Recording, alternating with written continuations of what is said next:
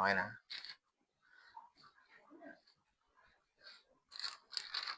Magandang gabi po sa inyo, mga viewers and dito sa church. Good evening sa bawat isa. Welcome po sa Jesus Said Ministry Church. Salamat sa Panginoon sa patuloy ng Lord na mag-bless sa atin. At sa inyo rin, sa mga viewers na kayo nakakapanood at kayo ay kasama namin sa study namin. Kaya nawa sabay-sabay tayong ma-bless. At sa oras na ito, welcome po. Ika-306 sa midweek service na po natin. Dito lang po kami sa Ampid 1, San Mateo Rizal. And every Sunday po, nasa Luke chapter 12 na po kami, beginning verse 22. Continuation lang po ng teaching po ito last week, tungkol pa rin sa treasure, sa mga pag-aalala, sa anxiety. So, please join with us mga kapatid physically. Sana makasama namin kayo face-to-face po. Although may online, simultaneous, pero sana kung malapit lang kayo, maka-fellowship namin kayo. At ngayon po mga kapatid, start po tayo ng Book of Judges. Katatapos lang po natin last week ng buong book ng Joshua. So mabilis ang facing ng action and then yung event kay Joshua.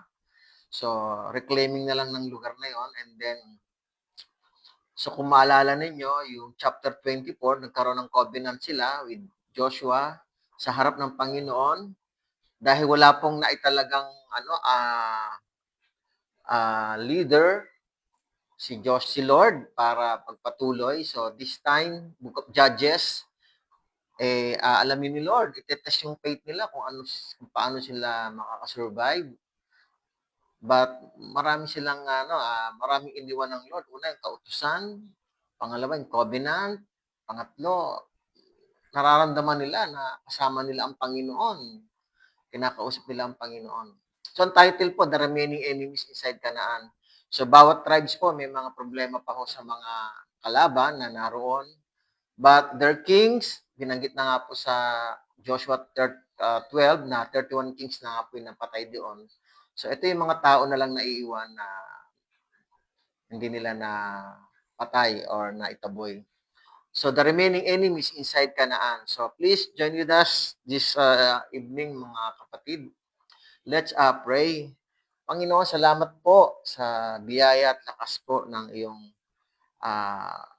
kapangyarihan, ng iyong Espiritu ay siya naming maging gabay para maunawaan namin ang iyong salita na inihanda, Panginoon.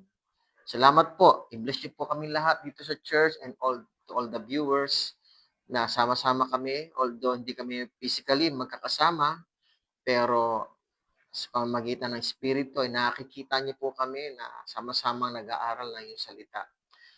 Nawa, Lord, ma-bless po kami lahat at makarating ang iyong mensahe sa mga viewers. Saan man sila naroroon, live man silang nanonood, nag-aaral, or delayed man, Panginoon.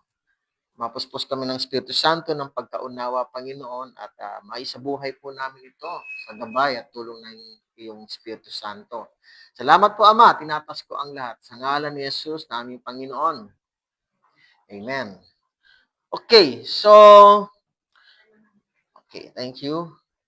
So, after ni Moses, so, beginning in Exodus, second book ng Torah, ang Deuteronomy, ang haba po, 4 na aklat. Nabasa natin si Moses. And then, nabasa rin natin doon yung transition from Moses to Joshua. And then, may sariling book din si Joshua, nakatatapos lang natin last week. So, nakita natin yung transition ng leadership from Moses to Joshua. But from Joshua, wala po na inappoint si Lord bilang successor to lead the Israel inside Canaan. Kasi ando na naman nakuha na nila yung lugar na namana na po nila. But, kung maalala po ninyo in Joshua 24, tinipon ni Joshua in verse 1 yung mga leader, mga elders. Sabi dito, tinipon ni Josue ang lahat ng mga alipin ni Israel sa Shechem at tinawag ang matatanda ng Israel at ang kanilang mga pinuno, mga hukom, mga tagapamahala, at sila'y humarap sa Diyos. So ito yung mga elders, heads, tribe, judges, and officers. Pero yung mga hukom na binabanggit po dito, hindi po sila yung mga hukom na 13 judges ng Book of Judges. Hindi po sila yon. Ito po yung mga tribes judges lang po na in-appoint. Meron pong i-appoint si Lord na hukom na siyang mamamahala in regional or tribal tawag dito, yung place lang po, hindi entire Israel. Okay, so may mga officers. So at nagkaroon sila ng covenant. Mamaya i-plus na lang natin yan. Sa Joshua chapter 24, kung maalala po ninyo last week, sa last part, nagkaroon siya ng kasama si Joshua na witness, at witness din po yung ibang kapwa Israelita na hindi sila sasamba sa Diyos-Diyosan, hindi sila maglilingkod, hindi sila kakanan o kakaliwa. Sinasabi ni Joshua doon kung ano yung sinabi ni Lord kay Joshua in Joshua 1 verse 8 to 9. Yun ang sinabi niya sa mga Israelita. So now, ito na po, nasa loob na po sila, mamumuhay na po sila rito. So the Lord tests their faith alone without leader like Moses and Joshua. Now, sa introduction ng ating study hanggang sa matapos ang Book of Judges, may 13 judges po dito. Una, si Othniel, hindi ko nalalagay yung verses. Siya manggagaling sa tribe ni Judah, si Ehud, manggagaling kay Benjamin. Si Shamgar, unknown, wala po nakalagay. Si Deborah, galing kay Naphtali. Gideon, galing kay Manasseh. Si Abimelech, I think, anak to ni Gideon, galing din kay Manasseh. Si Tola, galing kay Isakar. Si Jair, si Jephthah, galing kay Gilead. Actually, anak din to ni Manasseh, itong dalawang din to. Ibsan, walang nakalagay kung kayo ng tribes. Si Elon, galing kay Zebulon. Si Abdon, wala rin nakalagay. But si Samson ay galing kay Dan. So, kilala po dito, ang mga popular po dito ay si Gideon at si Samson. Itong mga ito. 13 pong judges po ito hanggang sa matapos po yung buong chapter ng Book of Judges. Hanggang chapter 21 lang po. So, sila ay mga naging hukom in regional or tribal jurisdiction. So, and then marami pa po silang dapat paalisin sa lugar na ito. That every tribes, may mga problema po sila sa mga naiwan na hindi pa nila nasasakop. So, may konti pang dito. Actually, halos lahat. Ang maliban lang kay Isakar. Isakar yata ang hindi lang nagkaroon ng malalaman din natin. So, marami pang lugar, kaya ang battle is about tribal area na lang. Hindi siya as a whole Israelites, yung judges na ito. So, again, masusubukan yung faith nila rito. Kung paano sila tatayo, maninindigan, lalaban, na hindi tulad ng may leader na si Joshua and Moses. So, aasa sila sa tribes leader. And sino ang author po nito? Wala po nakalagay kung sino author, but later daw na ang according sa mga nakita lang Jewish tradition, the nearest author or writer of this book, si Prophet Samuel daw. So anyway, hindi natin alam. Sige po, let's start with verse 1, Hukom or Book of Judges. Sa na po natin ito, pang 7 aklat na po natin to. Ang study natin, book by book, chapter by chapter. Nag-start po tayo 6 years ago sa Genesis chapter 1, verse 1. Ngayon, andito na po tayo. 6 na po yung books na natin natapos. So, series po kasi tayo, hindi po tayo weekly, monthly. Since nag-start po ito yung midweek, during pandemic, medyo mahigpit pa ho noon. Kaya nasimulan po natin ito and then tuloy-tuloy naman sa biyaya ng Diyos. So ngayon, nasa Book of Judges na tayo. Bali, chronological order naman ang book na ito, ang Old Testament, kaya sunod-sunod. Sabi dito sa verse 1, pagkamatay ni Josue, itinanong ng mga anak ni Israel sa Panginoon na sinasabi, Sinong mangunguna sa amin upang labanan ang mga Kananeo? Kasi nga, hindi nag-appoint si Lord ng mga ng bagong leader after ni Joshua. So, nagtanong sila sa Panginoon. And then, ang sagot ng Panginoon, verse 2, sinabi ng Panginoon, ang Juda ang mangunguna. Ibinigay ko na ang lupain sa kanyang kamay. Okay. By the way, itong Israelita na to, sila ay nagtanong para sa lahat po ito ng Israel. Okay, si Juda po ang pinamahala or siya ang mga maglilid. Yung mga anak po to ni Juda, it is not yung personality ni Juda talaga, hindi siya talaga yung anak ni Jacob. Patay na po yon mga kapatid. Pero ito yung mga anak, sabihin mga anak ni Juda. Why Juda? Hindi naman siya yung firstborn. Hindi siya yung eldest son.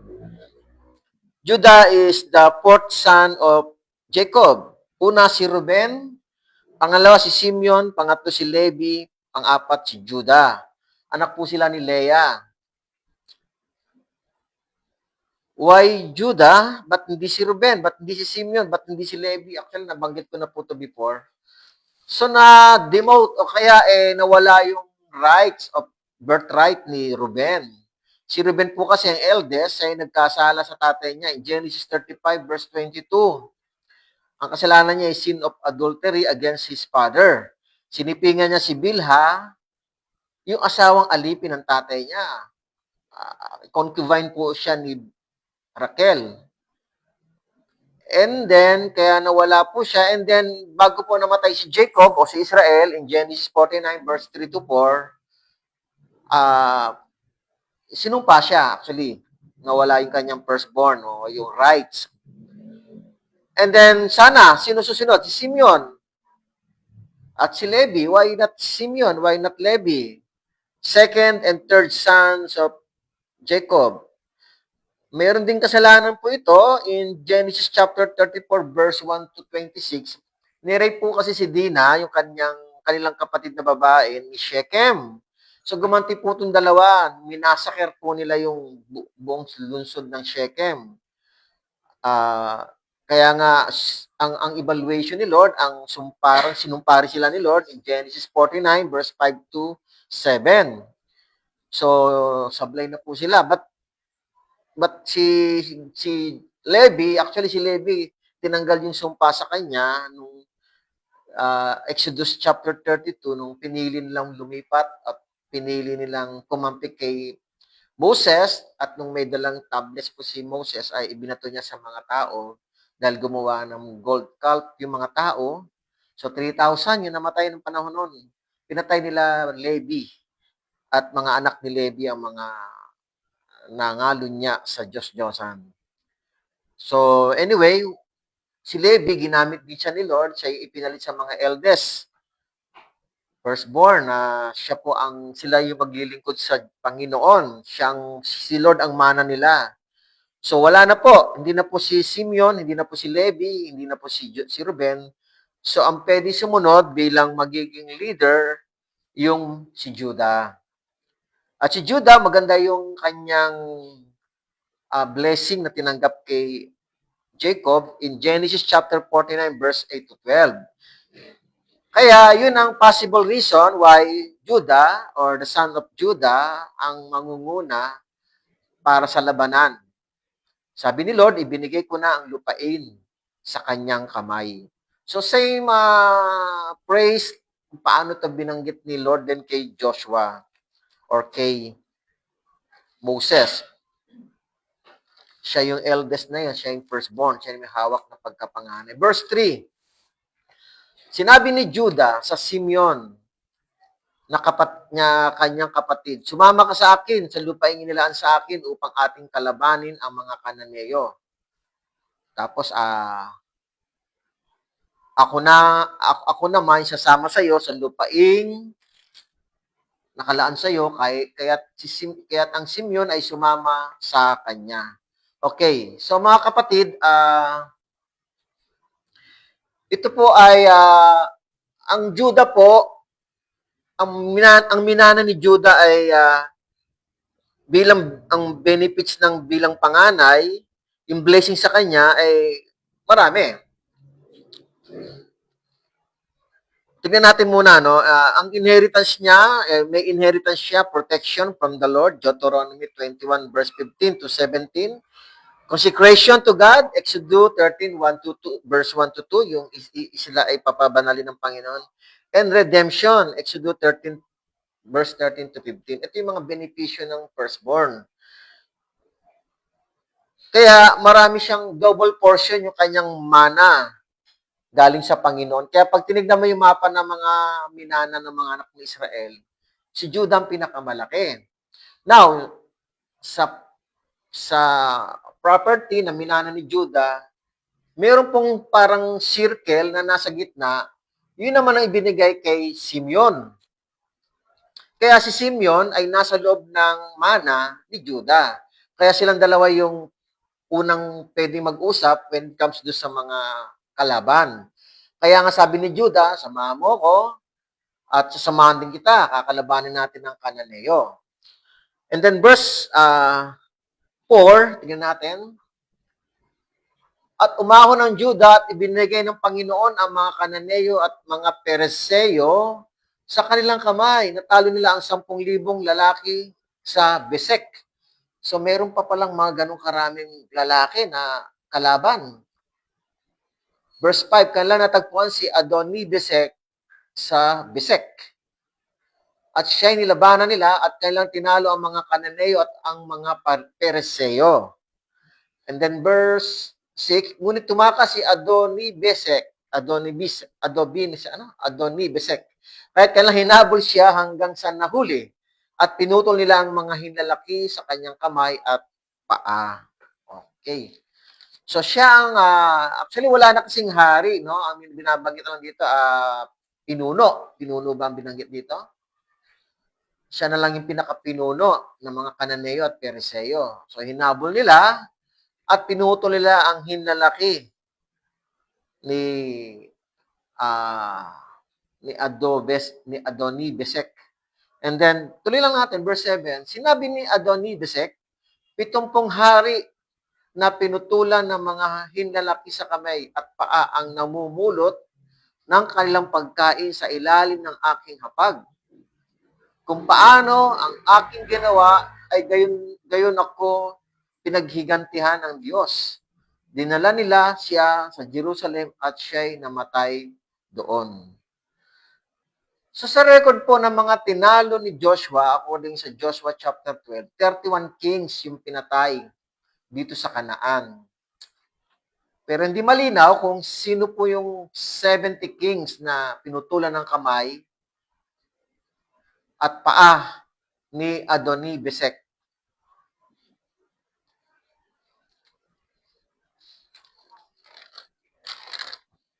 By the way, Adoni-Besek means Lord of Besek. So pinutol ang kanyang hinlalaki, yung thumbs, would prevent to engage in the battle again. Kasi nga, pag pinutol yung dalawang hinlalaki, hindi na makakalahawak ng itak. Kasi nga,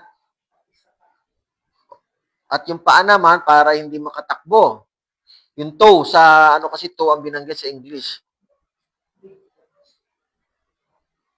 Pero hindi dinala siya sa Jerusalem, siya po ay namatay. Now, ang sabi niya, bago siya namatay, may binanggit siya, no? Kung ano ginawa niya doon sa 70 kings, yun din daw ang ginawa sa kanya. So anyway, sinabi to ng Panginoon, vengeance is mine. At sinabi ng Diyos sa kanila, no? And then, may batas po sa Panginoon, Exodus 21, verse 23 to 25, very effective tong batas na to. Life for life, tooth for tooth, hand for hand, foot for foot, burn for burn. According to Leviticus 24, verse 19 to 20. And then Deuteronomy 19 to 21. So kung anong ginawa niya, yun din ang ginawa sa kanya ng mga Israelita. In verse 8, at ang mga anak ni Judah ay lumaban sa Jerusalem at sinakop ito. Pinatay nila ito ng talim, ng tabak at sinunog ng apoy ang lungsod. So itong Jerusalem na to dati, nung panahon ni Abraham, Salem lang po ito eh. But ngayon, ito na po, Jerusalem. By the way, Jerusalem is a city of peace, ang kahulugan.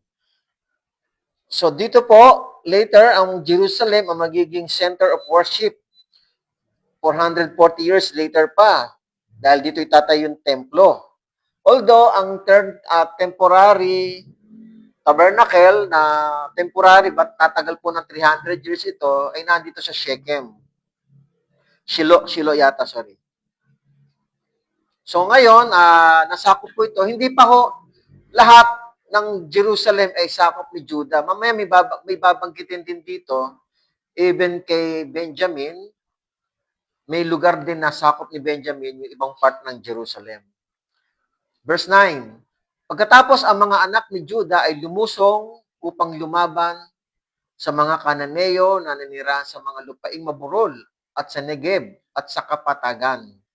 Verse 10, so ang Judah lumaban po talaga kasama si Simeon, ang mga anak ni Simeon. Verse 10, ang Judah ay lumaban sa mga Kananeo. Tama, nabasa ko na ba ito? Okay. Verse 11, mula roon, ito pa, sorry. Ang Judah ay lumaban sa mga Kananeo na nanirahan sa Hebron. Ang pangalan ng Hebron ng una ay Kiryat Arba. At kanilang tinalo ang Sisai at ang Ahiman at ang Talmai. Verse 11. So lahat tinalo nila, no? Maganda yung resulta. May pinatay silang 10,000 sa Bisek. Excuse me po. Sana tayo. 11. Mula ro'y lumaban sila sa mga taga-Debir. Ang pangalan nga ng Debir ng una ay Kiryat Sefer. So, verse 12, sinabi ni Caleb, ang sumalakay sa Kiryat Sefer at sumakop doon na ibibigay ko sa kanya si Aksa na aking anak bilang asawa. Now, si Caleb po ay buhay pa sa mga panahon ito. Isa siya sa dalawang nakarating sa Promised Land. Si Joshua yung isa. Si Joshua, patay na rito. Maaaring matanda si Joshua kaysa kay Caleb. And perhaps Caleb, maaaring din na po siya lumalaban sa labas. Kasi nga, in Book of Joshua, binanggit doon somewhere in gusto niya makuha yung lugar ng mga, kasi ano po siya, anak siya ni Judah eh. Siya yung pinakamatapang na lumalaban sa anak ni Judah, na talagang leader po siya, warrior po siya. So nakuha niya po yung mga lugar na ito, even yung mga Anak, mga higante na anak ni Anak ay napatay niya karamihan. Ngayon, maaari hindi na siya pwedeng lumaban, kaya nga sabi niya, bibigay niya kanyang anak bilang reward sa sino mang makakasakop at lalaban sa Kiryat Sefer. Verse 13, si Othniel na anak ni Kenas, na kababatang kapatid ni Caleb, ay siyang sumakop at ibinigay niya sa kanya si Aksa na kanyang anak bilang asawa. So ito po si Othniel ay pamangkin ni Caleb o ni Caleb. So siya po ang nakasakop, siya po ang tumalo, nakubkob niya po yun, kaya binigay sa kanyang reward yung asawa. And then verse 14, nang makipisan siya sa kanyang asawa, kanya hinimok siya na humingi sa kanyang ama ng isang bukid at siya bumaba sa kanyang asno at sinabi ni Caleb sa tatay niya, anong ibig mo? Sinabi ni Aksa sa kanya, bigyan mo ako ng isang kaloob. Yamang nilagay mo ako sa lupain ng Negev, bigyan mo rin ako ng mga bukal ng tubig. At ibinigay ni Caleb sa kanya ang mga bukal sa itaas at ang mga bukal sa ibaba. Okay. So mga kapatid, napunta kay Othniel itong lugar ng Kiryat Sefer at ibang lugar na mayroong spring, may tubig. Kasi sila po ay mga nagsasaka at may mga alaga, mga hayop, kailangan lang tubig. Now, ito si Othniel, siya yung unang magiging hukom o judge in Judges chapter 3 verse 9. Siya po yung magiging unang judge i-appoint ng Panginoon. But hindi po sa buong Israel. May mga parang regional place lang na lugar. Verse 16, ang mga anak ni Kineo na biyanan ni Moses ay umahong kasama ng mga anak ni Juda mula sa lungsod ng mga Palma hanggang sa ilang ng Juda na malapit sa Arad. At sila'y naparoon at nanirahan kasama ng mga tao. Itong kineyo na to, biyanan ni Moses, ito po si Jethro, siya po ay pari ng Midianites po si Jethro. Exodus chapter 18 verse 1. So naging magkaibigan po sila dahil nga may relasyon. Hindi lang dahil kay Moses, mga kapatid, dahil itong mga Midianites, kapatid po nila ito kay Abraham. Kasi nung namatay po si Sarah, si Abraham ay nag-asawa ulit. Ang napangasawa niya ay si Keturah. Ang isa sa mga anak ni Keturah kay Abraham ay si Midian. 6 po yata yung anak na yan. Genesis chapter 25 verse 1 to 7. Kaya hindi po sila magkalaban, sila po ay magkapatid kay Abraham. Dahil yung anak ni Sarah kay Abraham, si Isaac, so siya po yung anak na may pangako ang Diyos. Ito na nga po yon mga anak ni Israel. Dahil anak po ni Jacob, anak po ni Isaac si Jacob, na siyang si Israel din. Verse 17, ang Juda ay sumama kay Simeon. So, ito naman, kanina, sa verse 3, sinamahan ni Simeon ang Juda, makikipaglaban po sila kasi isang lugar lang po sila eh. Now, in verse 17, ang Juda naman ang sumama kay Simeon, ang kanyang kapatid. At kanilang tinalo ang mga Kananeo na nanirahan sa Sipat at lubos na pinuksa ito. Pag sinabing pinuksa, pinatay po ito. At lubos na pinuksa. Ito yung gusto ng Panginoon, yung tinatawag na complete destruction. Walang ititira. Ang pangalan ng bayan ay tinawag na Horma. Verse 18. So, patuloy sa labanan. Verse 18, sinakop din naman ng Juda ang Gaza, pati ang nasasakupan niyon, at ang Ascalon, pati ang nasasakupan niyon, at ang Ekron, pati ang nasasakupan niyon. So, ang Juda, mga kapatid, itong Gaza, ito po yung malapit sa Mediterranean Sea. Dito po nagtakbuhan yung mga anak ni Gat, yung mga higante. Actually, si Goliath po, anak po yan ni Gat. Sa lugar ng Gat, anak po siya ni Anak, ni Anakim, city of Gat. Yung Gaza po dito, pag tinignan niyo po sa mapa, hanggang ngayon, yan pa rin yung Gaza, hindi nagbago yung pangalan. Na hanggang ngayon ay nagkakaroon ng labanan din doon. Actually, na-distract talaga yun, na-destroy ang Gaza dahil nga, di ba, alam niyo po yun, 2 years ago yata yun, binomba ng Israel yon dahil doon nagtatago yung mga Hamas. But yung lugar na yon ay mga Palestinian po yun na nakatira. So dito po, mga Canaanites din po nakatira dito sa Gaza. Ito po yung karamihan nagtakbuhan na dito napunta na hindi na sinuyod ng mga Israelita. But ang kakalaban na lang po doon ay yung mga taga-Juda at Simeon na nakamana ng lugar.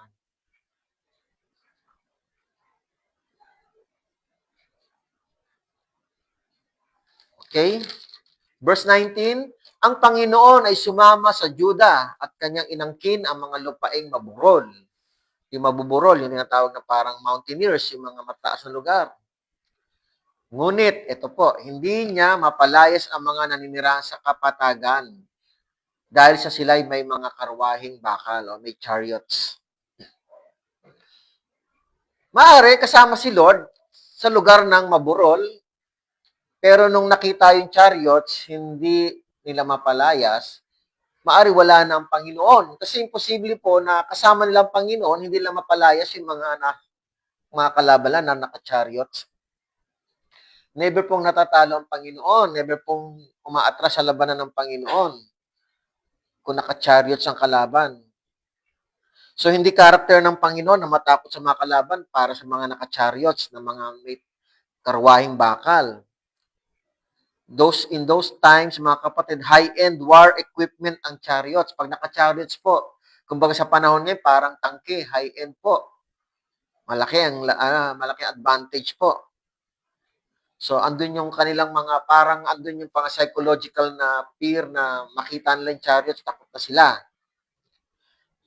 Pero wala sa karakter ng Panginoon na matakot sa mga ito. Kasi sabi rito sa verse 19 ng Panginoon, sumama sa Juda at kanyang inangkin ang mga lupang maburol. Pero, ibig sabihin, kasama pa rin si Lord nung sila ay hindi nila mapalayas yung mga kapatagan, yung nasa plain road. Kasi yung chariots naman, di nakakaakyat sa burol, di nakakaakyat sa bundok ang chariots eh. So, hanggang patag lang sila. Doon sa patag, very strong yung kalaban. Mayroong karwahing bakal. Hindi rin mapalayas. So, I believe na hindi kasama si Lord po dito. Dahil hindi naman pwedeng matakot ang Panginoon sa chariots. Sabi nga ni Joshua 11 verse 6, mga kapatid. Sinabi ng Panginoon kay Josue, huwag kang matakot sa kanila sapagkat bukas, sa ganitong oras, ay ibibigay ko silang lahat na patay sa harapan ng Israel. Pipilayan ninyo ang kanilang mga kabayo at susunugin ng apoy ang kanilang mga karwahe. Pag namatay na po yung mga tao, mga kalaban po, wala nang matitira, kabayo na lang, tsaka chariots.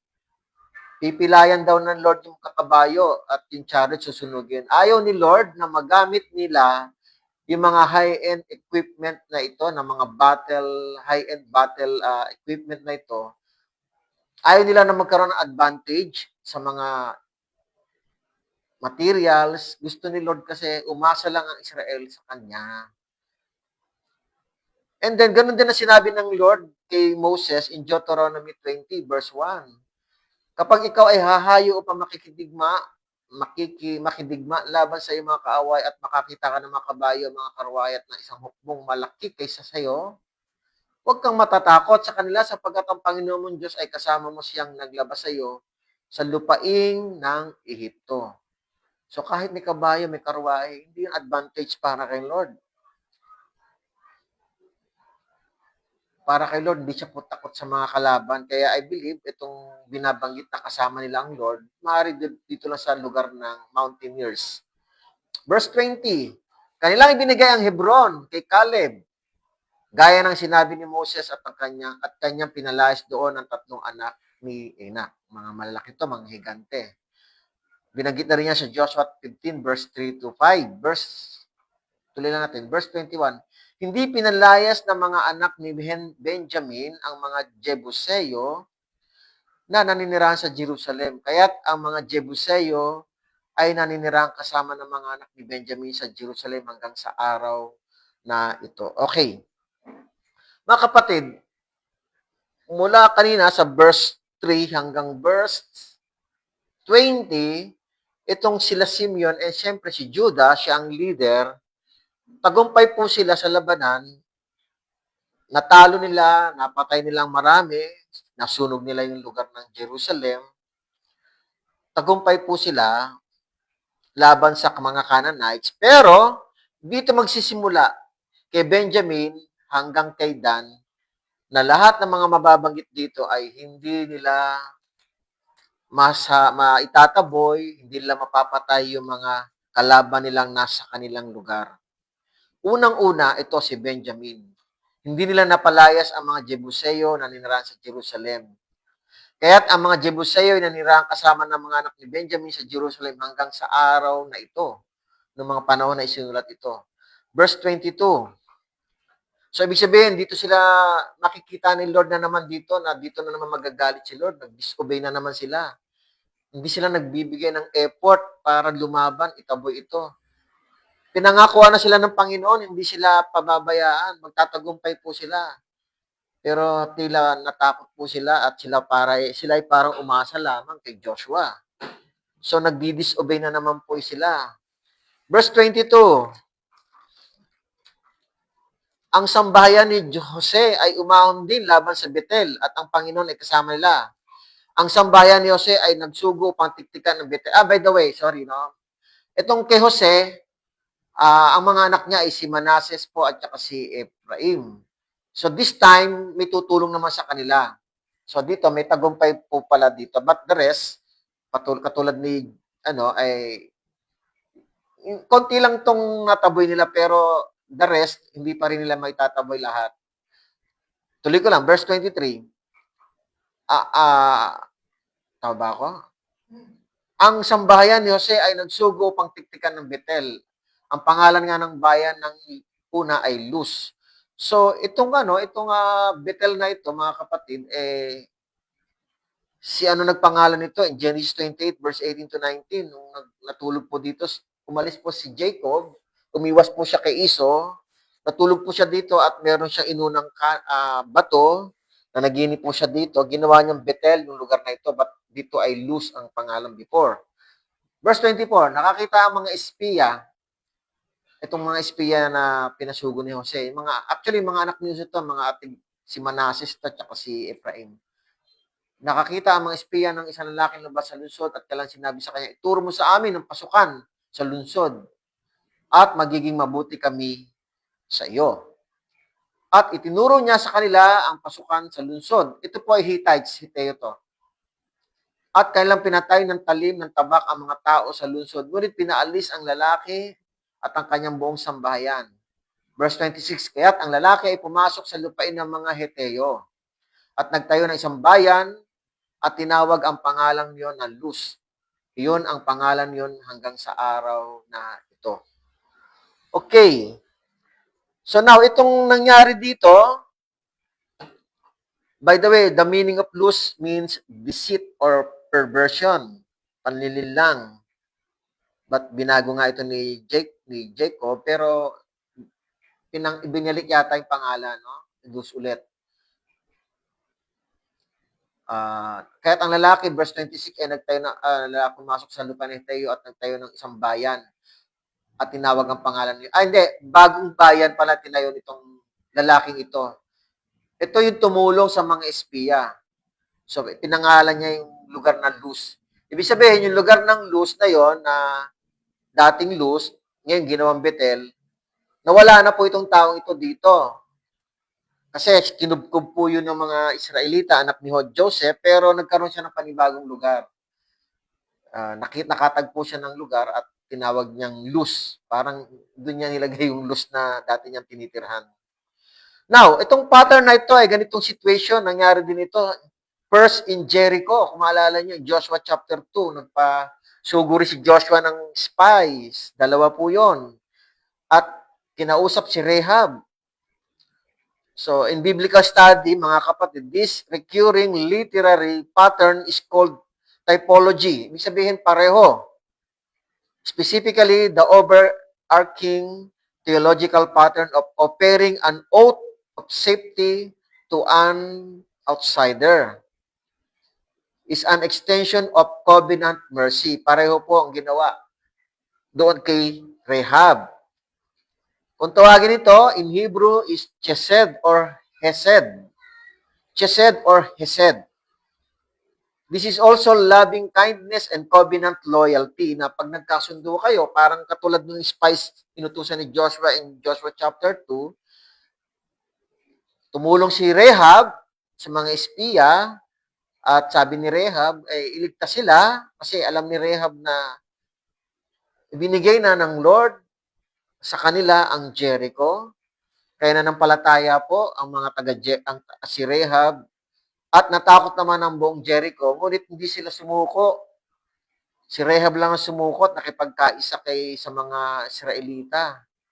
Kaya ngayon, after nung Jericho, kinuha ng mga Israelita si Rahab. Binigyan siya ng reward at naging citizen po siya ng Israel. So kung tutulungan mo ang kapwa mo, may kapalit kang reward. So yun ang naging chesed or hesed kung tawagin. So sabi dito, ituro mo lang yung lugar at magbibigay kami, verse 24, ulitin ko, ituro mo sa amin ang pasukan sa lungsod at magiging mabuti kami sa iyo. So yun ang alok ng mga spies doon sa lalaking taga roon. Itinuro niya yung daan. And then, nagtagumpay po, natalo po nila yung mga taga roon sa Luz. Ligtas naman po itong lalaking ito, nagbigay ng tip para matalo po yung kalaban at nakubkob. So the Lord first initiate this Hesed actually to Abraham. Very useful po ito in Old Testament. Itong mga covenant. Actually, this is a covenant. Covenant mercy, kung tawagin. O kaya covenant loving kindness and covenant loyalty. Tulad kay Abraham, nakipag-covenant si Lord sa kanya, yung loyal love, unfailing mercy, in Genesis 12 verse 15.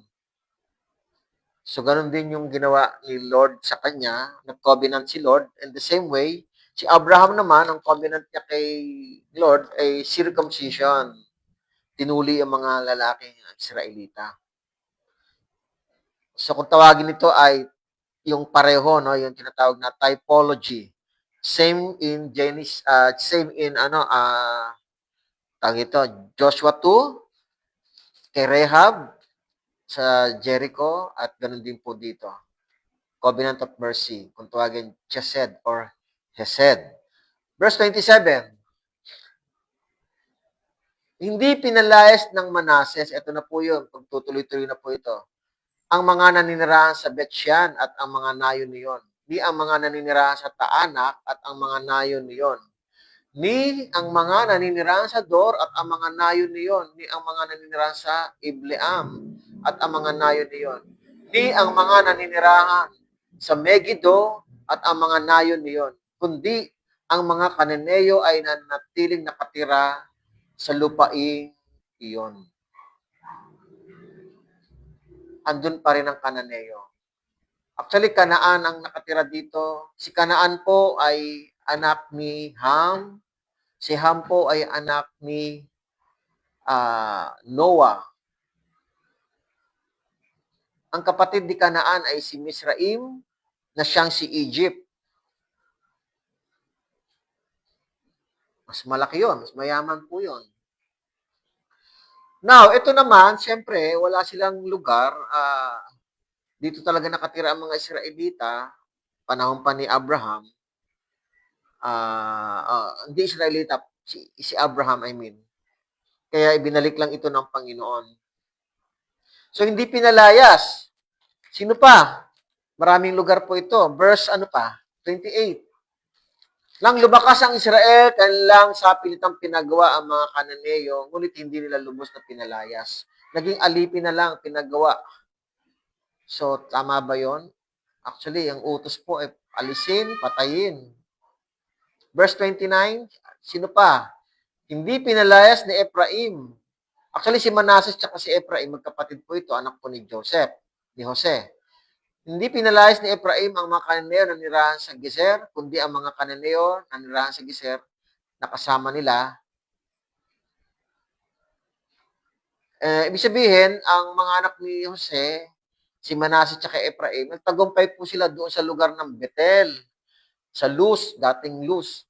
Pero marami pa pala silang dapat manahin na nakalaan sa kanila, pero hindi nila inalis pa yung iba. Andun pa rin yung mga Canaanites. Verse 30, hindi pinalayas ni Zebulon, ito naman si Zebulon, anak dito ni Israel, ang mga naninirahan sa Chitron, ni ang mga naninirahan sa Naalol, kundi ang mga Kananeo ay naninirahan kasama nila na naging saklaw ng sapilitang paggawa. So, parang sumuko na lang, pero naging alipin. Naging forced labor na lang po sila sa ngayon, pero darating ang time, magiging kaibigan nila. Kaya nga ayaw ni Lord Kaya nga gusto ni Lord talaga i-distract talaga.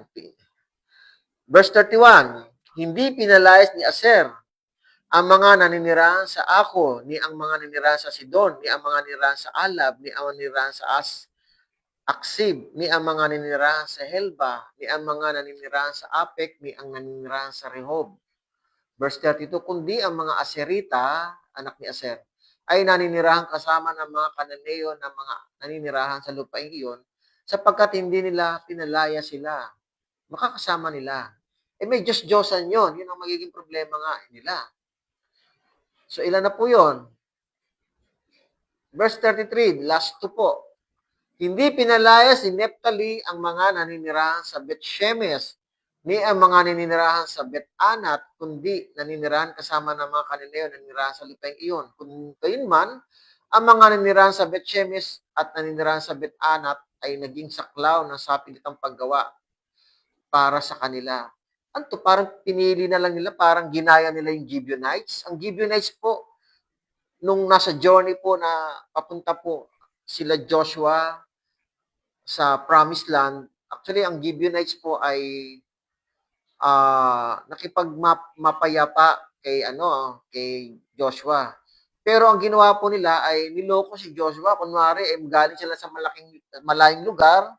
Kunwari, damit nila ay lumang-luma na, pagkain nila ay panis na, nabulok na. Nagkunwari lang dahil natakot po sila. So tinanggap po sila, nakipag-covenant po si Joshua sa mga Gibeonites na hindi sila gagawin silang parang mamamayan ng Israel. Ngayon, habang binabaybay nila yung lugar, dumating po sila sa Gibeon. Andun pala at nakatira. Sila pala'y kalaban. So sabi ni Joshua, ba't kayo nagsinungaling? Ngayon, sabi ni mga Gibeonites, humingi sila ng tawad at sabi ng mga Gibeonites, gawin nyo na lang kaming manggagawa, alipin. Bagamat si Lord, na-encourage din si Lord na sabi ni Lord, nung time na parang ine-examine na ni Lord yung mga accomplishment, sabi ni Lord, walang promise na hindi natupad. At wala raw nakipagmapayapaan sa Israel kundi ang Gibeonites. Ibig sabihin na naging maganda rin ang resulta. Kaya lang ngayon, parang naging ganun ang naging pamamaraan ng mga Israelita. Gagawin na lang forced labor, parang Gibeonites, gagawin lang alipin. Which is ang direct instruction ni Lord ay patayin sila. Dahil meron silang Diyos-Diyosan eh. Anyway, tingnan natin. Saan na tayo? Tapos ko ba yan?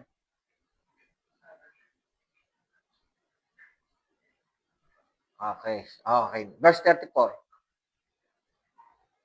So, ilan na po yung mga hindi napalayas yung mga kalaban? Benjamin, Manasseh, Ephraim, Zebulon, Aser, Nephtali, Dan. Ito pa, ang susunod. Pinaurong ng mga Amoreo. Ito po mas malala. Pinaurong ng mga Amoreo ang mga anak ni Dan. Ito naman yung umatras, natalo sila. Pinaurong ng mga Amoreo ang mga anak ni Dan sa mga lupaing maburol sapagkat ayaw nilang payagan sila'y bumaba sa kapatagan. Pinabababa ni Dan yung mga Amoreo. Pero nagpilit ang Amoreo, verse 35, na manirahan sa bundok ng Heres, sa Aijalon at sa Shaalbim. Gayon man, lalo naging makapangyarihan ng sambayan ni Jose sa kanila at sila ay inilagay sa sapilitang paggawa. So si Jose ang parang ba't si Jose, mga anak ni Jose, si Ephraim at saka si ano ba yung mapa? Nasaan ba? Tignan ko lang yung mapa. Ba't sila Jose ang nag-manage ng lugar? Dan. Okay. Katabi ni Ephraim ang Dan. So, ang Ephraim, parang sila yung nag-take over sa Dan na gawin na lang alipin yung mga Amorites. Pero ang Dan po ay walang lugar. Nawala po sila. Sana tayo? Verse 36. Ang hangganan ng Amoreo ay mula sa daang paakyat ng Akrabim mula sa Zela at paitaas. Actually, mga kapatid, sa lahat ng mga anak ni Israel, itong anak ni Dan ang nawawala yung kanilang mana dahil hindi na nilalabanan eh. Actually, in Judges chapter 18, dun pala sila magkakaroon ng mana. Nasa chapter 1 pa lang tayo. So, sila yung pinakahuli na walang manang lupain kasi hindi nila nilalabanan. Kasi ang Lord kasi, binigay na nga sa kanila eh. Pero parang hina ng loob nila. andun pa rin siguro yung kaisipan nila, yung mentality nila na wala silang leader like Joshua na talaga nangunguna sa labanan. But this time, butin lang pinilit silang maging yung mga Amorites, pinilit maging forced labor. Pero pwede naman sila humingi ng tulong. Sabagay, hihingi sila ng tulong. Dapat kung hingi sila ng tulong sa mga Juda na talagang palaban. Maraming pinatay, maraming sinakop. Pero the rest, wala. Mga, hindi sila Actually, si Isakar lang po ang hindi nabanggit dito. Kung nagpalayas ba ng kalaban or forced labor na rin ang kalaban, si Isakar lang po. So, review lang po tayo mga kapatid. By the way, next week na po yung chapter 2. Sa Juda, napalayas ang marami. Si Simeon kasama kasi ginabayan ni Juda, leader si Juda. Si Benjamin, hindi napalayas yung kalaban. Si Manasseh, hindi rin. Si Manasseh at si Juda bilang anak ni Joseph, binabanggit nga na nakuha nila yung Bethel o yung Luz sa tulong ng lalaking Hittites. But si Zebulon, si Nephtali, si Dan, hindi talaga nila napalabas yung mga kalaban. Very worst po yung kay Dan. Si Dan pa ho yung parang napaatras. Siya po yung naging malambot. At binabanggit ko na nga, si Isakar ang hindi nabanggit kung napalayas ba yung mga kalaban o hindi. Hindi nabanggit si Isakar, isa sa mga anak ni Jacob. Ngayon, actually next week sa chapter 2 ng Judges, magagalit po ang Panginoon sa mga nangyari ito. Kaya dito, magpapasya ang Panginoon na okay, magiging bait sa kanila ito, magiging treat, magiging parang bitag sa kanila ito.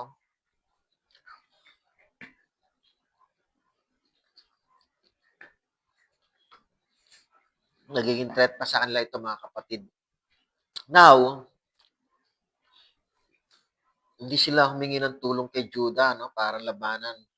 By the way, ang utos kasi, every tribes kailangan lumaban eh. Now, mga kapatid, so Judges chapter 2, next week, Lord willing, ay magagalit ang Panginoon sa kanila. Hindi. So dito, majority po dito ay sumuway, hindi po sumunod. Maaari natakot ba sila? Hindi ko po alam. But anyway, nag-disobey na naman po sila. Now, in our conclusion, ano po ba ang sinasabi dito? Kung titingnan natin yung effort ni Judah at ni Simeon, sila lang yung nag-obey sa Panginoon. Nagtagumpay po sila sa labanan. Ang dami lang nasakop.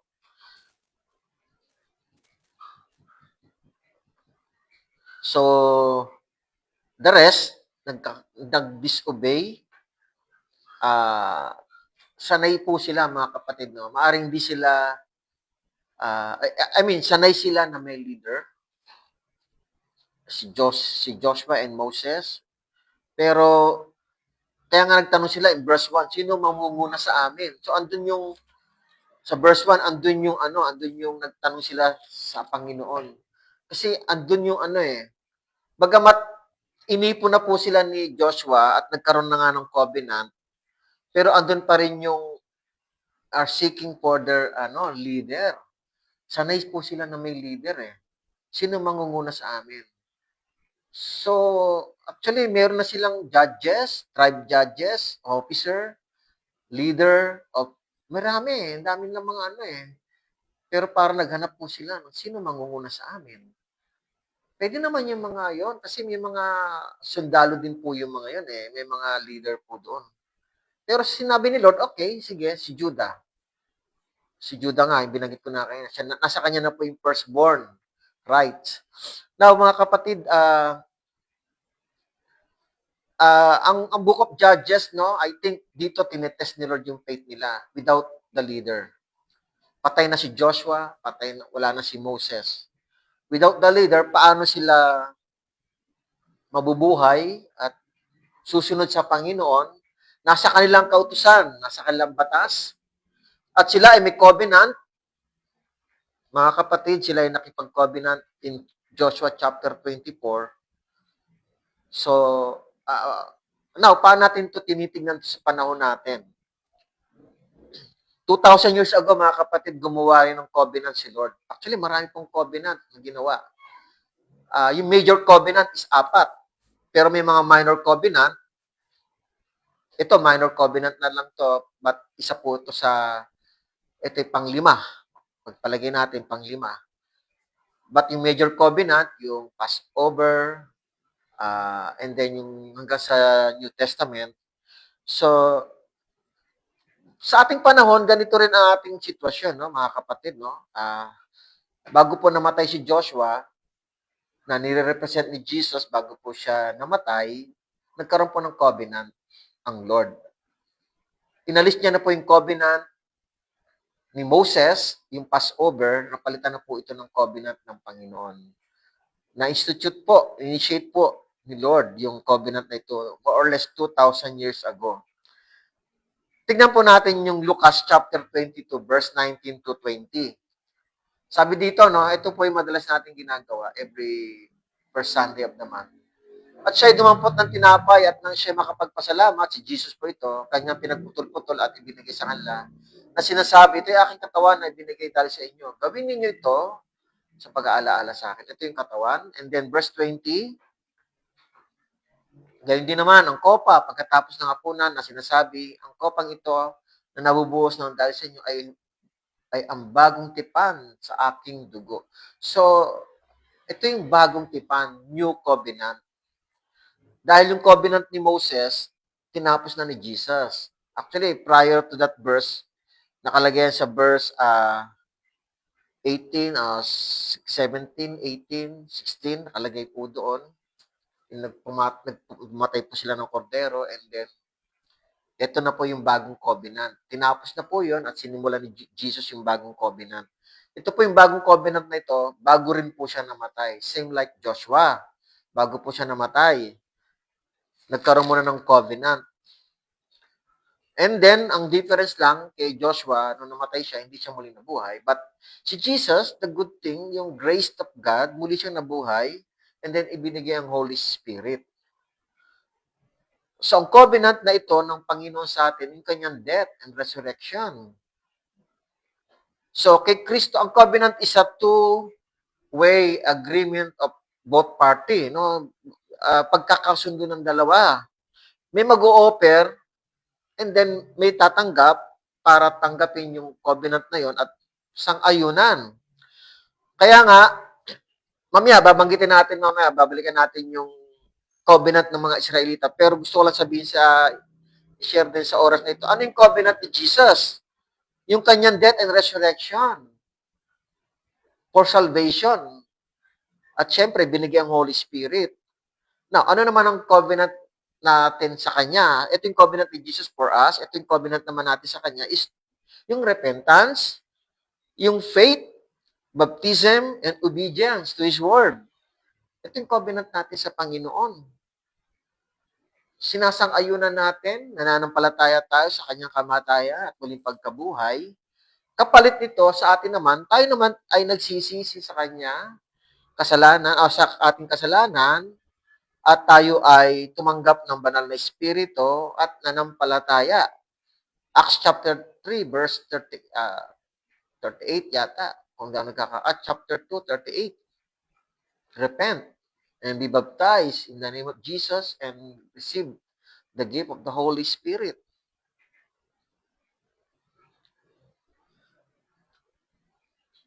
So, yun ang sa panahon natin, mga kapatid. And wala na pong covenant after ni Jesus hanggang sa panahon natin. Wala na pong bago. Yun ang pinakabago and the latest, 2,000 years ago. Remembrance of me, sabi ni Jesus, this is my covenant of my blood and do this in remembrance of me. Now, balikan natin muna yung covenant ng Panginoon, ng mga Israelita sa Diyos, kaharap pa si Joshua.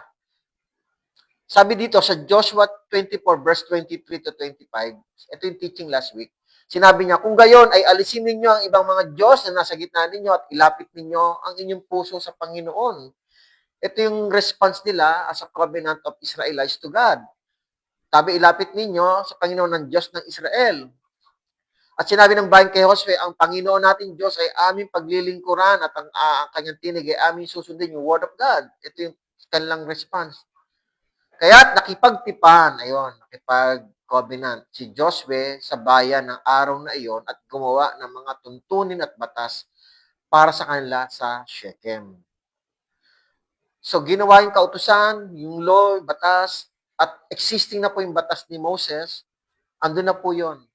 Na same way din ni Jesus na hindi lang po yung covenant, kundi yung word of God, yung salita rin ni Jesus, at yung kautusan, iniwan din sa atin. Ngayon, ang tanong dito, mga kapatid, nasunod ba ito? Wala pa, no? Nandito pa lang tayo sa part na hindi nila itinaboy ang mga kalaban. Gusto ni Lord itaboy, patayin, destroy because sila yung magiging dahilan. Kasi kapag ito'y napatay na, yung mga kalaban, malaya na po silang aalisin, sisirain ang mga Diyos-Diyosan. Kaya nga ang covenant nila, no, sa Panginoon kami maglilingkod. Pero yung unang hakbang, paano mo paglilingkuran ng Diyos kung andun ang Diyos-Diyosan at andun pa rin yung mga tao, mahihirapan silang makapag, masunod yung covenant. Dahil ito'y magiging bitag sa kanila. Now, balikan ko po yung sinasabi ni Jesus. The Lord declared new divine covenant for us. Bakit po divine? Bakit po divine? Kasi nga po, ang ating covenant is hindi na yung tao physical, ang covenant natin, yung Espiritu ng Diyos, between you and the Lord. So, spiritual, kasi may part ng Espiritu ang Diyos, ang Panginoon. Kaya divine kasi hindi ito yung katulad ng mag-asawa na buhay kayo pareho at kayo buhay pareho, sakop kayo ng covenant, ng agreement, ng contract. Actually, ang covenant is also, ang term is contract. So, pag ang mag-asawa po, namatay na po isa, tapos na po yung covenant. Mga kapatid. So, sa part natin between us and God, habang buhay tayo, tuloy ang covenant. Kasi una-una, tayo lang ang mamamatay. Kasi si Lord buhay nasa langit lang siya at buhay ang Espiritu niya Tuloy-tuloy ang covenant natin through Holy Spirit sa ating Diyos. Hindi po namamatay. Kaya nga mga kapatid, through Holy Spirit, tuloy-tuloy ang ating pakikipag-ugnayan sa Panginoon bilang Kristiyano. Now, ito na lang po mga kapatid. Tulad din ng mga Israelita, nakapasok na sila sa Promised Land at tinanggap na nila yung pangako ng Diyos. Same way with Jesus, nung namatay at nabuhay si Jesus, ibinigay sa atin at nanampalataya tayo. So nakapasok na rin po tayo sa family ni Jesus na sinasabi nga ni Paul, our citizenship is not here, our citizenship is in heaven. Sabi sa John 1 verse 12, at sino man tumanggap nanampalataya sa Panginoong Yesus ay itinuturing ng anak ng Diyos, ginagawa ng karapatang maging anak ng Diyos. So we are now family of God. The same way with the Israelites na nakuha nila yung promised land. Ganun din ang pangako ng Panginoong Diyos sa atin through Jesus. Ang gagawin na lang ng mga Israelita, i-distract, patayin ang mga Diyos-Diyosan, alisin ang Diyos-Diyosan at alisin yung mga tao na mayroong Diyos-Diyosan. Kaya lang, ngayon, nakita natin sa chapter 1, hindi po nila nasunod. Yung unang phase of destroy na dapat gawin nila. Only Judah and Simeon lang ang nakasunod. Now, sa panahon natin, bilang Kristiyano rin, bilang believers, bilang may covenant din tayo sa Lord, tulad ng mga Israelita, covenant na ginawa ni Joshua nung nabubuhay pa si Joshua. Ganon din tayo, nung nabubuhay si Jesus, nag-declare siya ng covenant, in-institute niya yon bago siya namatay for us, na nananampalataya, nagsisi, at meron ng bautismo sa Espiritu. Meron pa rin tayong tinatawag na dapat alisin sa ating isip at puso. Yan ang maliwanag. As a believer of Christ, mga kapatid, although tayo ay forgiven na, pinatawad na tayo, pero sa totoo lang, meron pa rin tayong mga Diyos-Diyosan sa loob ng ating puso na minsan ay hindi natin na itataboy, hindi natin naaalis. Yan ang katotohanan, mga kapatid. As a believer of Christ, we have three, no? Na importante rin na turo din ng Panginoon na i-cash out natin. Evil things. This is, hindi ko sinasabi kasi, meron kasing kinasanayan ng tao. Maaring pinatawad na tayo sa kasalanan natin before, pero habang naglilingkod pa rin tayo, yung iba naman medyo mababaw pa, andun pa rin yung mga temptation, hindi pa rin talaga tatagumpay, although sasabihin natin Kristiyano, lingkod, but sometimes, meron pa rin talaga. Yun ang katotohanan. So, we have three evil things in our heart that we must cast out, tulad ng mga utos ng Panginoon na dapat ginawa ng Israelita. But for now, bilang Kristiyano na rin, na may covenant sa Panginoon, si Lord kasi wala na po siyang ibibigay sa atin, all declared na. Holy Spirit, binigay na, wala na. So, wala na po siyang ika-cast out, wala na. Naibigay na lahat yung blessing na sa atin, grace, lahat. But tayo, bilang kailangan patuloy tayong mag-alis ng mga evil ways natin. Number one, hypocrite Christian behavior. Ito po, totoo po ito. Even si Pablo, sinabi niya po ito sa Corinthian Church na kanyang isinilang sa Gospel, 1 Corinthians 5:11, kundi ngayon ay isinusulatan ko kayo na huwag kayo makisama sa kayo naman tinatawag na kapatid. Kung siya'y mapakiapid, o sakim, o sumasamba sa Diyos-Diyosan, o nagmumura, o maglalasing, o magnanakaw, ni huwag man lamang kayo kumain kasalo ng ganyang uri ng tao. Totoo lang. Ang dami mong Kristiyano pa rin na, minsan nagmumura. Maraming Kristiyano nakatago, nakikiapid, pero ina-expose nila, Kristiyano po sila. May mga pastor pa nga. Tinatawag na kapatid. Meron pa sakim. Sumasamba sa Diyos-Diyosan, anyway, maaring hindi na i-rebulto. Maaring ibang Diyos. Maaring sa pera, sexual, or any o bisyo. Meron pa rin naglalasing, nagnanakaw. So, babala ni ito yung mga hypocrites Christian behavior na nagkukunwaring kapatid, nagpapatawag na kapatid. But be careful po. Ikaw ba yan? Ako ba ito? O may katabi tayo? May kasama tayo sa church? I don't know. Pero warning po ni Lord sa atin to. Alisin na po natin. Bilang sumasang-ayon tayo, nakikipag-covenant din tayo kay Lord, dapat sundin natin si Lord pa rin. No? Alisin na natin ito. And then number 2, desire of the flesh. Hindi, wag man lamang kayo kumain kasalo ng ganyang uri ng tao. Kilala to ni, may nagsusumbong kasi kay Pablo. Kaya nga nakakarating sa kanya.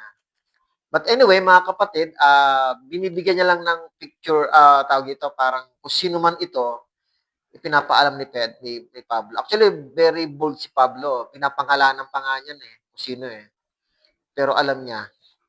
Number 2, desire of the flesh.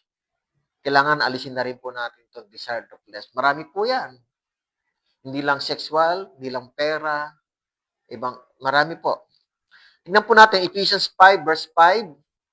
Sapagkat inyong nalalaman ang bawat mapakiapid o mahalay o sakim. Actually, ang dami pong verses niyan na sumasamba sa mga sa Diyos-Diyosan ay walang mamanahi sa kaharian ni Kristo at ng Diyos. So, desire of the flesh pa rin ito. And then, Colossians 3, 5, 9. Ito po. 5 verse 5 to 9. Patayin ninyo ang anumang makalupa na nasa inyo. Again, ito ulit, pakikiapid, karumihan, masamang pita, masamang pagnanasa, at kasakiman, na ito'y pagsamba sa mga Diyos-Diyosan. So dito, in-specify o pinoint out niya yung meaning din ng Diyos-Diyosan is not only idols o yung ribulto. Ito yung desire kasi na pakikiapid, masamang pita, ito ay pagsamba rin sa Diyos-Diyosan. Dahil sa mga bagay na ito ay dumarating ang puot ng Diyos sa mga anak ng pagsuway. Ibig sabihin, well, tinuturing ka nga anak, pero kung sumusuway ka naman, pero God is good pa rin. Andiyan si Paul, andiyan ang Word of God. For us, andito po yung salita ng Lord, winawarningan pa rin tayo. Ang mga ito rin ang nilakaran ninyo noong una. So, ibig sabihin, parang babala, huwag kayong babalik sa lumang buhay. Nang kayo'y nabubuhay pa sa mga bagay na ito. So, warning ni Pablo. Ngunit ngayon ay takwil nyo ang lahat ng mga ito. So, mayroong bago. May mga luma, may bago. Ano yung bago? Galit, puot, masamang pag-iisip, panlalait, at mariming pananalita mula sa inyong bibig. So, meron talagang laman pa yung puso na hindi maitakwil. Yung mga Israelita, mga kapatid, hindi lang maitakwil yung mga Kananeyo, ginawa nilang sapilitang manggagawa. Pero habang tumatakbo ang panahon, habang tayo nag-aaral, halos sila na lang, magiging sila yung alipin nito eh. Kaya nga yung kasalanan na nilalarawan ng mga Canaanite, sila yung picture ng kasalanan. Kapag inalipin mo yung kasalanan, kaya lang kasalanan, nasa loob pa rin yan ng compound mo eh. Kumbaga sa tao, nasa loob pa rin yung kasalanan. Well, brother, pastor, alipin ko naman yung kasalanan. No, andyan pa rin sa loob mo. Hindi mo magiging alipin yan. Darating ang panahon, tayo magiging alipin ng kasalanan. Kaya nga, gusto ni Lord, alisin niya sa mga Israelita. Ganon din sa atin. Mga kapatid, huwag kayong magsinungaling. Isa pa ho ito sa isa't isa. Yamang hinubad na ninyo ang dating pagkatao. Pati ang mga gawan. Tingnan niyo po mga kapatid, kung papansinin ninyo, no, sabi ni Paul, yung mga pangangalo niya, pakikiapid, pagsamba sa Diyos-Diyosan, dati na pala yon. Pero may bago. Pinaalis si Pablo. Puot, galit, pagsisinungaling. Kung sila ay napatawad na sa mga dating o mga lumang buhay, may mga bago na nakikreate yung kasalanan sa kanilang buhay. Ako pinaniniwala na hanggang ngayon, ganun din ng mga Kristiyano. Kung napatawad na tayo sa dating lumang buhay, binago na tayo, nangyayari, meron pa rin bago. Pakiulit nga, Sally. Excuse natutuwa lang akong basahin. 5 na rin, simula sa 5. Patayin ninyo anumang pakalupa na nasa inyo, pakikiapit yung dati lumang buhay, karumihan, pasamang pita, masamang panginasa at kasakiman na itipagsamba sa mga Diyos-Diyosan. Dahil sa mga bagay nito ay dumarating ang puot ng Diyos sa mga anak ng pagsuway. Pero sabi niya, ang mga ito rin ang nilakaran ninyo noong una. So, ibig sabihin, sa Corinthian Church, mayroong mga tao na kakasabay nila na binago na, mayroong pa rin namumuhay sa ganon. Kaya yung ina-address ni Paul, para sa lahat, Kolosas, para sa lahat na po yan. Nang kayo ay nabubuhay pa sa mga bagay na ito. Ngunit ngayon ay itakwil nyo na ang lahat ng mga ito. Ito ay parang bago. Galit, puot, masamang pag-iisip, panlalait, at maraming panalita mula sa inyong bibig. Huwag kayong magsisinungaling. Ito po, ang totoo. Nangyayari po yan. Nagsisinungaling pa rin sa isa't isa. Yamang hinubad na ninyo ang dating pagkatao, pati ang mga gawa nito. Kaya siguro, nangyayari po talaga hanggang ngayon. Yung mga nawala na yung luma, may bago. Medyo hindi masyado malala, maaring hindi nangangalo niya, nakikiawa. Pero yung puot, galit, pagsisinungaling, pantay lang po yan ng kasalanan. Ng pangangalo niya, pagsamba sa Diyos-Diyosan. Ang kasalanan ay kasalanan, walang mabigat, walang magaan. Kay Lord, equal ang kasalanan. And number 3, and we must die in our sinful nature and live with Jesus.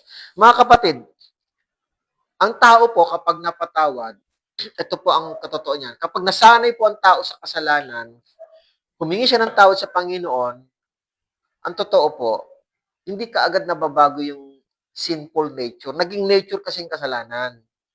Sa atin, kung nasanay ka sa kasalanan, sanay kang uminom, magbisyo, nakakilala ka kay Lord, minsan talagang marubdob, ang damdamin nating napapaluha tayo. Pero nagsisisi tayo, minsan talaga malakas ang natin, nawawala 'yon. Tumutuloy lang tayo sa Panginoon. Pero yung behavior, yung sinful nature ng behavior ng tao, hindi nawawala pa rin. Kailangan lang yun mamatay. Yun ay kailangan mamatay. Now, si Pablo po, meron po siyang illustration in Romans chapter 6. Sabi dito, nalalaman natin ang ating dating pagkatao ay kasama niyang ipinako sa krus. So, inaano niya analogy. Upang ang katawang makasalanan ay mawalan ng bisa. Kasi pag namatay ng katawan, katulad ni Jesus, nung namatay ang katawan, so, patay. Parang ganun din ang tao pag namatay. Parang ang katawang makasalanan ay mawalan ng bisa at upang tayo hindi na magpaalipin pa sa kasalanan.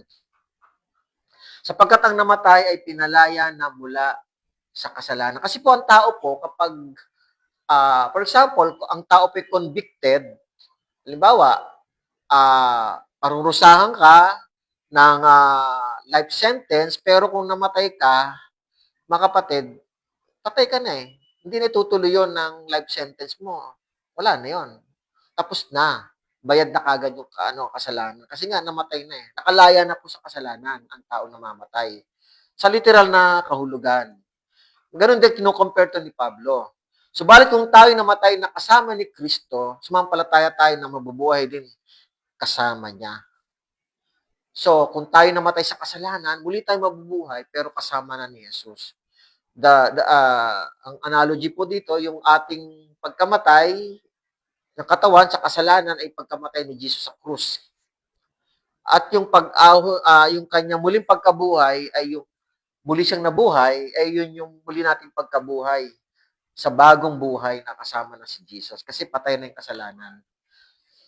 So marami pa tayong pag-aaralan. Nawa loobin ng Panginoon, lagi po tayong palakasin physically, habang nabubuhay. Nawa ang church na ito ay makapaglingkod pa ng maraming panahon. Kasi darating ang panahon, talaga nagkakaroon tayo ng edad, nagkakaroon tayo ng mga sakit, pero nawa ay patuloy tayo ingatan ng Panginoon at patuloy na makapaglingkod, patuloy na makinig, makapag-aral. Salamat po sa mga nakinig. Ibig si Pablo, binanggit niya sa chapter 7 ng Romans, no? Gusto niyang maging mabuti, pero nagagawa niya yung masama. Kasi nga, andun yung sinful nature. Kaya maraming salamat po sa inyong pagsubaybay, sa panonood. Nawa, kung kayo po na-bless, paki-share na lang po sa ating mga mahal sa buhay. Bilang paalala na kung anong kaugnayan natin sa Panginoon. Anong covenant na sinasang-ayunan natin na ginawa ng Panginoon. Tandaan po natin, lahat ng covenant, lahat ng naligtas ni Jesus, nagsisi at may Espiritu Santo, meron tayong covenant. Iyon ay nananatili habang nabubuhay po tayo. Let's pray. Salamat po, Panginoon. Patuloy ko tinataas sa inyo, Lord, ang aming biyaya tinatanggap sa iyo. Nawa, Lord, patuloy mong i-bless ang church na ito, Panginoon, to serve you, Lord, in spirit and in truth. Dalayan ko rin po, Panginoon, patuloy na pagpapala sa mga buhay ng mga kapatiran. Dalayan ko po, Panginoon, ang concern namin sa daliri ni Brother Don na may fame, Panginoon. Ito po yung ginagamit niya sa pag-worship sa inyo bilang guitarist. So praying po kami na gumaling po ito, Lord, dahil siyempre po na kakaroon ng ano po yung worship, nadadamay po. But hindi lang po yun, siyempre sa pang-araw-araw niyang buhay, sa ginagawa niya, praying kami na maging normal lang lahat, na gumaling po siya physically. Have mercy on Brother Don, Panginoon. Ganun din po sa mga baby, sa mga nagdadalang tao, kay Gian, kay Sarah, napapatuloy mong i-bless ang mga baby nila sa kanilang mga sinapupunan, Panginoon. Patuloy ang protection ninyo, Panginoon. Kami po ay umaasa na hindi po kayo makakalimot. Kayo po ay patuloy na maggagabay at mag-iingat sa mga katawan ng mga nanay at sa mga baby. Bless rin po ang pag-uwi ni Brother Brother Edgar sa oras nito. Maraming salamat po sa lahat ng blessing po, Panginoon, at sa spiritual na blessing na tinatanggap namin mula sa iyo. Purihin ka, Ama. Nasasalamatan ka namin, Ama. And to all the viewers, i-bless niyo po kami lahat, and to all the viewers na patuloy po na makasama namin sa pag-aaral. At wow, Lord, i-bless niyo po sila, ano man ang kailang kalagayan, anxiety, depression, or financial, Lord, nawa, i-bless niyo po sila at nawa, gumaling po sila kung sino man din po yung mga nanonood at sumusubayban ng church na ito, gawain ng church. Nawa ay dumaloy ang spirito ng iyong awa at pagpapagaling sa kanilang kalagayan. Salamat po, Ama. Tinataas ko po ang lahat. In the name of Jesus we pray. Amen. Amen. Thank you, Brother Edgar. God bless. Ingat ka sa pag-uwi.